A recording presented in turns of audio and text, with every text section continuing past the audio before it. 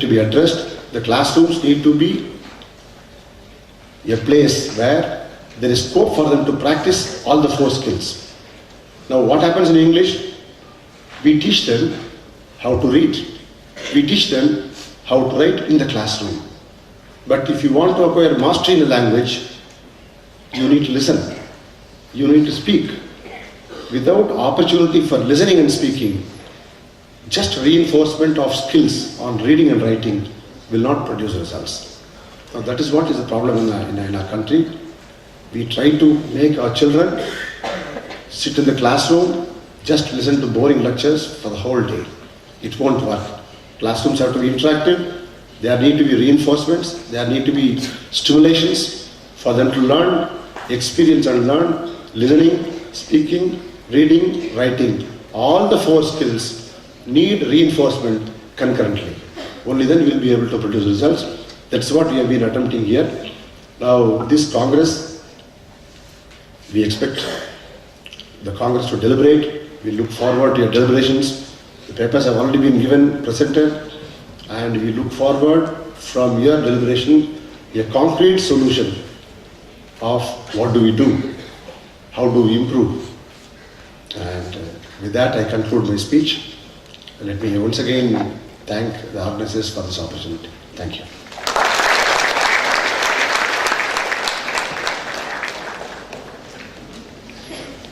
Thank you, sir. Mr. T.K. Arunachalam, a young, dynamic and astounding personality, acquired his undergraduation and post-graduation from the prestigious institutions like Loyola College of Business Administration, Chennai, and Indian Institute of Management, Kolkata. During his tenure, he has extended his acquaintance with the British Council as an advisor and mounted himself to the British Deputy High Commission in India.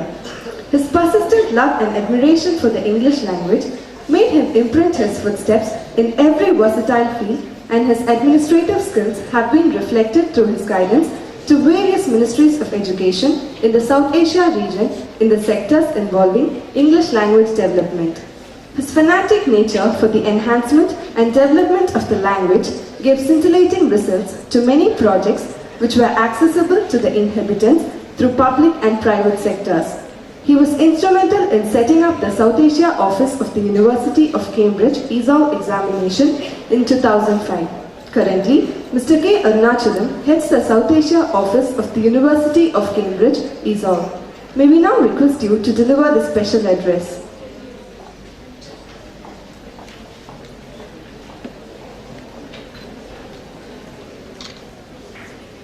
Good morning to the dignitaries on the stage, chief guest of the day, the management of BIT, faculty and principal, delegates from India and abroad, my dear students. On behalf of the University of Cambridge, it's a great honor to support this international conference on English grammar, which is being held under the auspices of the Banariaman Institute of Technology. I think one day I received a call from my good friend Dr. Tyagarajan to say that after a long time this conference has come in here and this institution has got great support from the management. Is there a way we can go ahead with this conference? And I said, take it in 2 hands. I think if there is any support that we need to do, we'll definitely pitch in. And I can see from that day, I think it's not even 3 months, Dr. Tyagarajan. I think from that day to see an auditorium full of 500 people, I think it's quite an incredible journey. So we are very pleased that BIT could take this initiative forward to put together a first-class conference on English grammar. The word is sending me shivers down my spine, because the last time I remember getting a knock on my hand was when I was not able to change something from a active to a passive. And from that day I said I will never attend an English grammar class. And 20 years after that I'm coming to speak at a conference on English grammar. So things have changed quite a bit. That's what I thought when till recently, after this conference was announced, I went to my niece's class. She's in class 5 to open up what are they teaching in English grammar. To my horror, it's the same, change from active to passive. Then I looked at my book, when I did 20 years back, it's the same. And I was discussing with my father, he was about 75 years, he said he did the same thing. Then I was kind of thinking, for the last 50 years, across our schools, I think the advisor made a very good point, Dr. Vijay Kumar, about how English grammar is being taught. While everyone is aware that grammar is important, what seems to have kind of lost, we seem to have, as English language teaching professionals, we seem to have lost touches how relevant grammar is to the current context. So I thought I would probably share with you a few anecdotes. I wouldn't take much of your time to kind of show a bit of reflection, because I'm not an English language teacher. I'm more involved in the policy making of English language, and look at how young graduates who come out of engineering colleges get good jobs. So I kind of would show some reflections, some examples of how it is being done in other fields. So as English language professionals in this room, at the end of the 3-day conference, we can probably take some positive things forward. The first is there anyone here who's come across a word where a doctor is unemployable? Is there any doctor who's coming out of a medical college unemployable? No hand is going up. Is there any lawyer who is coming out of a top law college unemployable? Engineers coming out of lots of engineering colleges in India, and everyone's claiming that they're not employable.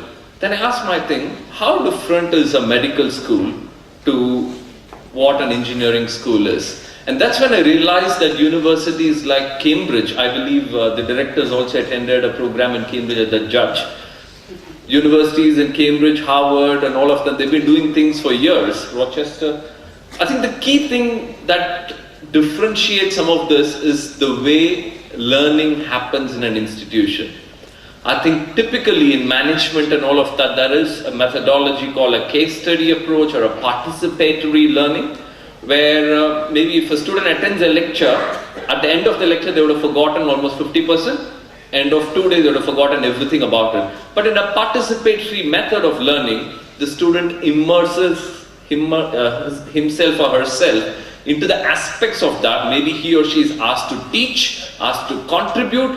In that way, the learning is reinforced a bit more.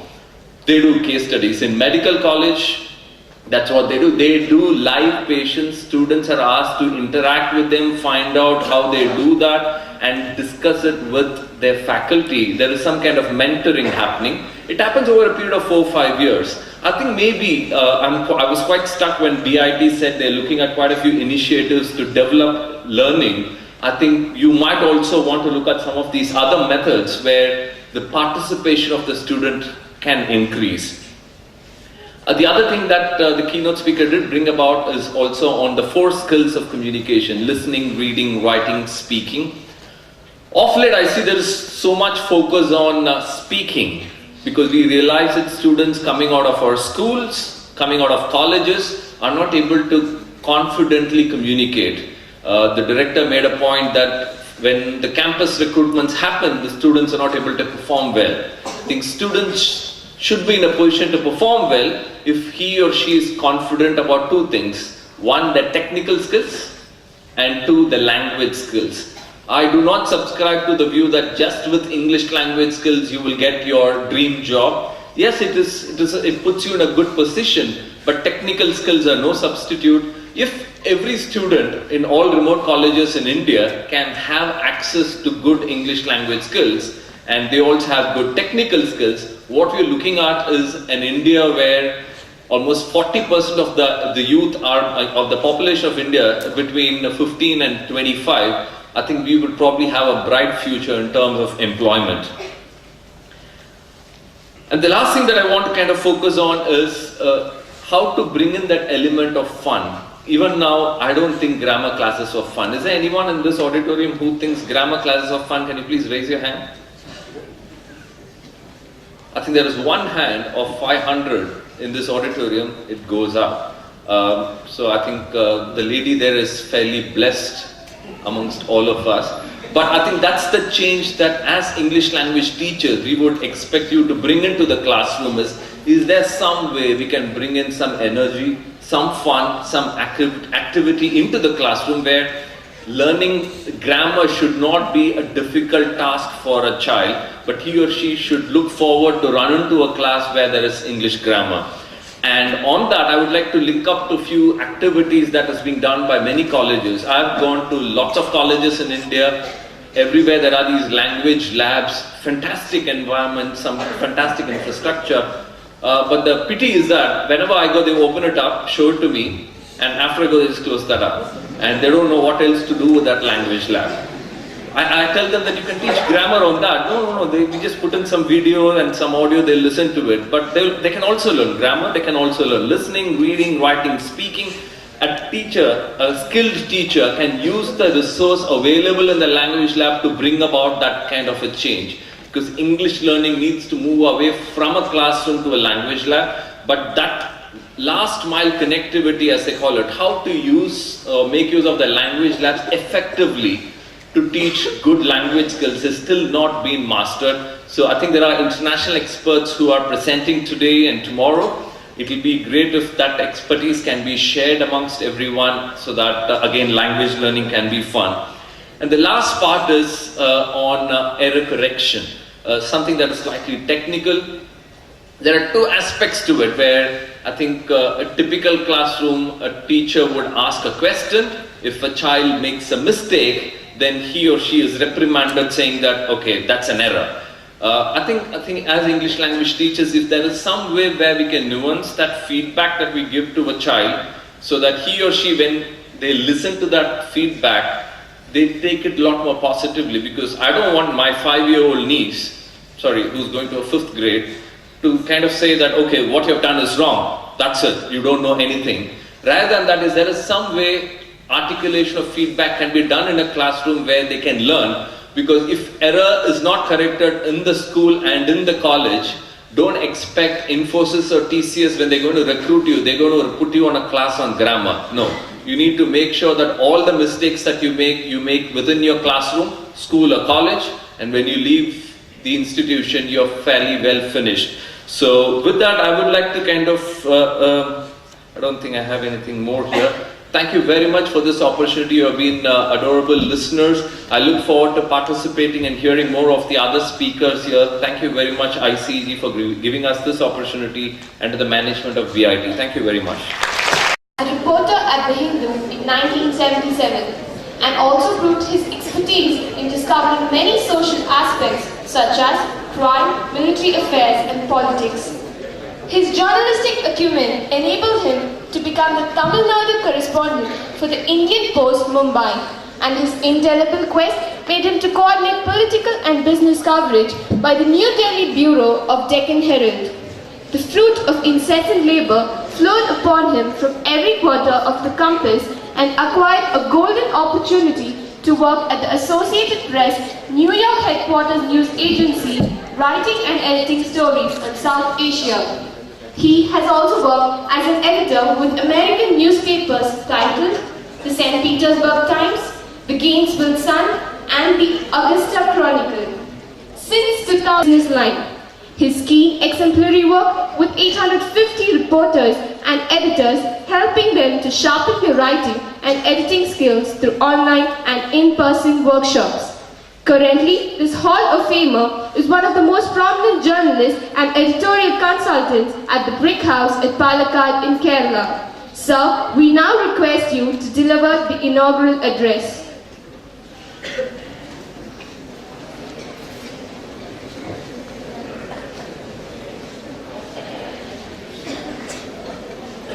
I called a friend a few days ago and I said, Vinay, I'm in big trouble.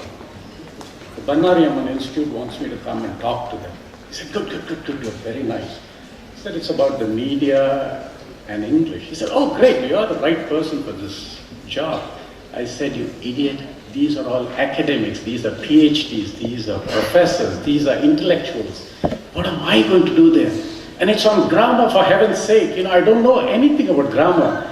I studied biology, and if an adjective came and hit me, I wouldn't even recognize it. He said, what do I do? He looked at me and he said, Krishnan, you're a fat guy, you're a fantastic guy, you're a fabulous guy. See, I hit you with 3 adjectives. Now go get them, Tiger. So that's how I'm here. I was introduced as Grammar Krishnan, and I think it's pretty good title. I kind of like it. What happened was, I worked with reporters and editors of varying levels, and I tailored the programs to them. And since I had studied biology and not English, I was naturally scared of these English literature varieties. So I would occasionally drop words like adjective or adverb. I'd sort of do a little analysis. Look at the verb you have placed in the beginning of the sentence. Why did you do it there? This is a linking verb. You need something more high octane type of verb. But the English literature varieties were not that impressed. They knew all this stuff about adjectives and adverbs. So I'd say, okay, I need to scare these people a little more. I would say things like, oh, this is a non-restrictive appositive. Oh, this is a gerund.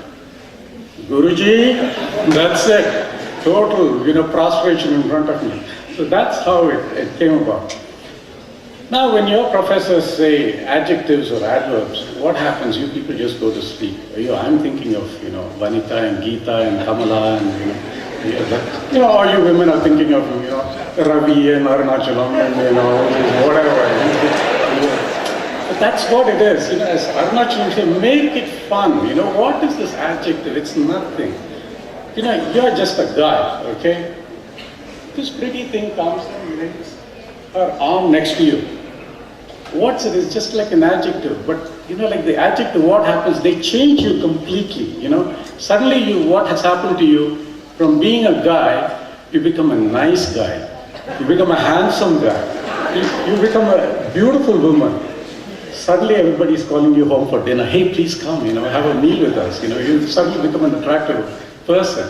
That's what grammar is all about. So every time you fellows, when you're sitting in classes, and your professors are droning about adjectives and adverbs and parsing sentences, make it fun, like Arunachalam said. Grammar is all fun. So you say, hey, where's my adjective? Yeah, I don't have any adjective here. I need something. Come over. So that's what you need to do. And then there are these promiscuous varieties, the adverbs. What happens? They link their arms with anybody, not just verbs. They sometimes, partner with adjectives, even with adverbs, promiscuous types. So call them the adverbs. Hey, there goes an adverb. And what will happen? Your professors will be saying, oh my God, my students are really good. They're always talking about English. They're talking about adjectives, about adverbs. Oh, fantastic. But you know what? You fellas can go back to your mobile, you're sending SMS. That's good, I say. Do send a lot of those messages because that's all communication, right? Yeah, it is. And what are you doing with it? I know here they don't let you carry your cell phone into your college, but a lot of young people are doing that anyway. What language are you sending your SMS? By and large, it's English. Isn't it? They want you to soak yourself in English, so do that. Get onto Facebook, get onto Twitter. Now, if you want to tweet something, by and large it's English. If you're going to retweet something that comes in, say, Tamil or Hindi or Bengali or whatever, what happens? You put that hashtag and say Tamil. Otherwise, some chap sitting in, Barbados is going to say, what tribal language is this from? So that's why you put the hashtag. Have fun with all these things. Now, as Dr. Prakashan was saying, what is all this stuff about? It's all about you. It's not about these buildings. People make the stuff, so it's all about English. The only way to reach out to the whole world today, whether you like it or not, is English. Whether it's Bangladesh or Bolivia, whether it's Facebook, whether it's Twitter, whether it's Dig, Delicious, whatever, alphabet soup, it's English. So you people already have an edge over the rest of the world. You're already savvy about technology, you're savvy about English, you know English, you've already gone very far. Digital media, it's a good thing. Embrace that. Embrace Twitter, embrace Facebook, embrace Tumblr, all that stuff. Because today, the internet is spreading rapidly around the world. Billions of dollars are being invested. Billions of dollars are being made with new technology, with digital technology. Companies are investing very heavily in social media, whether it's Facebook, whether it's Twitter, all these things, they're watching them very, very carefully. And that is where you have an advantage. You can help the world communicate better. But then you've got to watch out for certain problems. What happens? Bad spelling. Websites that have bad spelling do not attract readers. That's very well documented. Or excessive reliance on technology alone for solving all your problems. That's not going to work. If you have a doubt, look it up in a dictionary, not necessarily an online dictionary. And don't just Google stuff. You can get wrong spellings. I know what you people do is, you say, okay, number of hits versus, this wrong spelling has, 50,000 hits. This one has, 200,000. Okay, I'll go with this. No, that's not how you do it. Look it up in a printed book. The internet, whether you like it or not, is spreading very rapidly. In India, 100 million people are connected. In China, it's 500 million. Looks like a lot of numbers, right? But it's not. It's barely 8% of India's population. In the case of China, it's about 33%. 1/3 of the population are connected with the internet. And this is rising. Now, this digital revolution has a strong impact on both the printed media and on television. We all read a lot of articles, like say the New York Times, for instance, posts a lot of its articles on the web. They also make a lot of money through subscriptions, also through Google Ads. So the digital technology has a very major impact on all these things. Now, a newspaper can be located anywhere in the world, say in Chennai. Let's say the Hindu is headquartered in Chennai, but a lot of its readers are spread all over the world. Today, sitting right here in Madras or here in Satyamangalam, you can read any newspaper in the world, whether it's the Khaleej Times, whether it's the Toronto Globe and Mail, whether it's, whatever. You have access to all that information. So digital technology is here to stay. In India itself, English may be widespread, but it's still confined to a very small population. Barely 10% of people in India know English. And you have an advantage that you already know. Which means, what about the rest, 90%? What happens to them? Can they be ignored? Should they be ignored? Should the internet, should the web-based media extend its arms to them? These are things that have to be thought about. In fact, there are a lot of studies on this, and recent studies have shown that online advertising in local languages have greater response rate than those in English. Advertisements in regional languages on the internet have been shown to yield about 30% more results than those in English. There's an exception, matrimony.